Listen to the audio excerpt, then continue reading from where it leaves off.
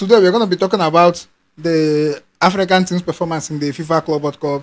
I go by the name Ken, and stepped here by my side is my colleague, Mr. Casey. Yeah. Yeah, so Mr. Casey, I have some questions I want to ask you. Yeah, of course. Yes, it's about the just ongoing FIFA Club World Cup. So, okay. What do you think about all African teams being eliminated, as in they couldn't even make it to the next round of the tournament? Is it surprising to you? No, at least they should have at least one team should have made it to the next round. Yes, that is what that's what we talk about in football. That we are not up there yet with other continents in terms of football development. You understand? Yeah. The best performing African team got 4 points, which is commendable. But what happened to the rest? One question you ask yourself is African football, are they really professional? Like, professional football, is it in Africa yet? You understand? When you want to talk about, look at the likes of PSG and other teams that have progressed to the next stage. Ask how many of their home-based players are in the team. So when you want to talk about FIFA Club World Cup or club football, it has to be professional. Yes, you have your homegrown players, but you have to have professionals from other parts of the world. Yes. Those are the people that lift that club. So when you want to emphasize on growing your talent, making your talent, then you will still be there waiting for 300 years for you to be able to grow your talent to match them, which is not possible. Those other clubs have started football before us, but yet they still, whenever they see talent, they snap it up, put in their club. What matters is the success. So it doesn't matter where you are from, as long as you are good. PSG, Real Madrid, Barcelona, they will sign you up and you play for them and deliver for them and they get the result. It has been there since the times of Santiago Bernabeu. You understand? So you see most of the African teams, you come to one team, you see one or two professionals. You go to other, you see one or two professionals, that's internationals from not from their country. So how are they going to? This is not like a World Cup. Even in the World Cup, you've seen France go there and win it with France will win the World Cup with African players. You understand? So what matters is that France has won the World Cup. So it doesn't matter who is playing for them. So I think Africa is yet to understand that those clubs that if you can afford, move around Africa, move around Asia, move around South America. There are players that you can still afford, that you can pay. You understand? From there, you groom your team and become a world-class team. That's it. All right. So what do you think should be the adequate measure for African teams in the next edition of this tournament, being 2029? Yeah. I'm still saying the same thing. We have 4 years to plan it now. Mm-hmm. You understand? Some of those African teams that are going to represent their other countries in CAF competitions, of course, it is how well you do from now to 2029 will determine if you are going to that next edition.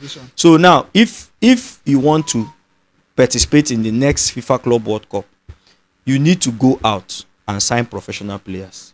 Watch out for those good players that play for Cameroon, Senegal, Egypt. You understand? So some of those players that you can snap up. But and also across the continent, you can go to Asia if you see any good player. There are some players that are also in Europe that you can afford. There are players in South America that you can afford. But Mamelodi Sundowns are actually doing it. Like, they have some Brazilian players in their team. Yes, Mamelodi Sundowns had 2 South American players and one guy from Zimbabwe, I think Zwane or something. And then and of course they were the only team that got 4 points. Yes. So it was evident that they are doing it. They are doing something right. And even other African countries did it too, they would have gone far. You understand? So that is just the way it is. It's not a developmental program for you. It is a competition. You have to compete with the best. So there's no 2 ways about it. Okay, so do you think that FIFA giving African teams more slots would give them the opportunity to progress to the next level, since 4 couldn't progress to the next level? What do you think about that? Our 4 best could not progress. So giving us 10, will it? Remember, if you increase it to 9 or 10, for instance, the teams that are going to join the 4 best are those that are not even better than them. Yes. So by giving us more chances, even making us to go there and disgrace ourselves the more, because we are going to send weaker teams other than these people if we don't do the right thing. That is what I'm telling you. Okay. Because it is not. I would have said yes, because spreading us across the groups, some of us may be lucky to fall into groups that we may qualify.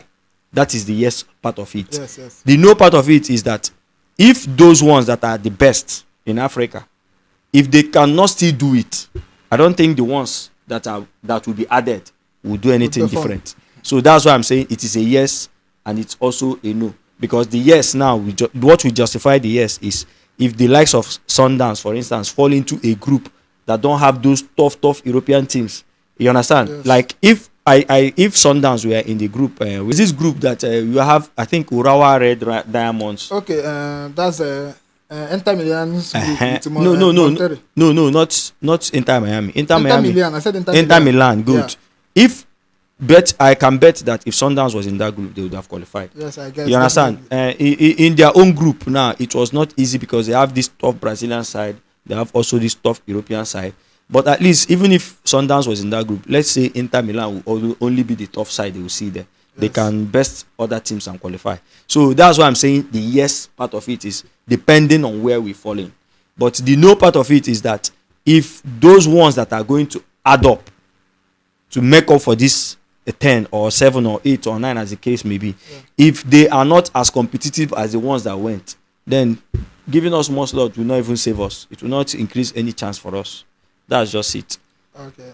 So, guys, we would like to know your opinions about African football and African teams. Do you think that African teams, they need extra measures, they need adequate measures to perform more in the next FIFA World Club edition that will be on 2029? Yeah. We'd like to know your reviews and previews in the comment section, guys.